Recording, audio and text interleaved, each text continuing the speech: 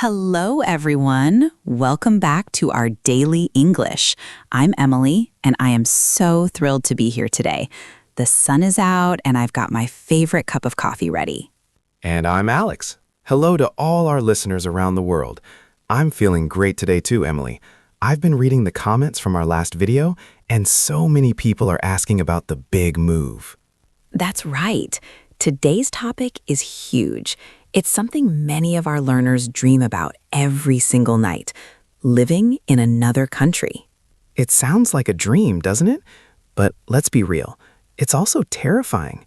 New streets, new faces, and a completely different language. Exactly. It's a journey for your heart and your brain. Today, we aren't just going to talk about the fun parts. We are going to give you the survival guide. We will talk about packing, supermarkets, making friends, and my special secret trick to feeling at home. Okay, Emily, let's start at the very beginning. You've got your visa, you've got your ticket. Now you have to pack. Oh, the packing. I'm the worst at this, Alex. I always want to pack my whole house. My pillows, my cat, my favorite lamp. You can't take the cat in a suitcase, Emily. But seriously, for our listeners, what is the essential list? You have to think about comfort items. When you are lonely in a new country, a photo of your family on your desk or your favorite childhood book makes a huge difference. I agree. My friend moved to Italy, and he packed a huge bag of tea from his home country. People laughed at him, but every night when he felt lonely, he had a cup of that tea and felt better. That's a great vocabulary word for our learners, homesick. It's that sad feeling when you miss your home. Alex, have you ever been homesick? Let's talk about the first day in a new city. Everything smells different. Even the supermarkets are like a puzzle.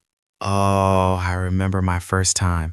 I spent an hour just looking at cereal boxes. I didn't know which milk was whole milk and which was skimmed. I felt like a child again. That's actually a good thing. In a new country, you learn like a child. You see the word for bread or butter on the shelf, and you never forget it.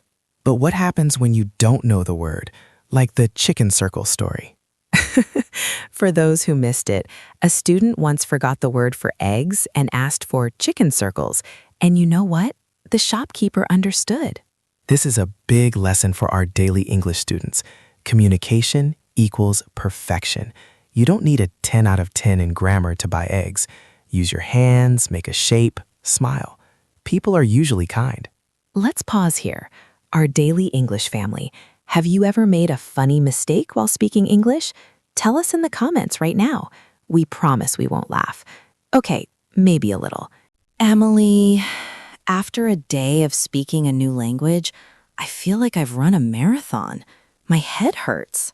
We call that language fatigue. Your brain is working 24/7. It's translating, listening, and trying to be polite all at once. It's like a workout for your brain. By 7 p.m., I just want to sit in silence and watch a movie in my own language. And that's okay. You need to rest. But here is the magic moment. One day, you will wake up and you won't be translating anymore. You will just understand. That moment feels like a superpower. To get there, you need practice, like listening to this podcast. Okay, Emily, no more waiting. You promised a secret trick to feeling at home. Here it is. It's called the local cafe trick. Find a small, quiet cafe near your new apartment. Go there every single day at the same time. Say 9 a.m. Order the same thing. Sit in the same spot.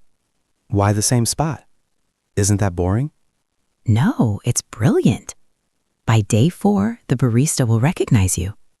They will say, "The usual coffee today?" Wow. This has been such an inspiring chat. I feel like I'm ready to move to Japan or Brazil right now.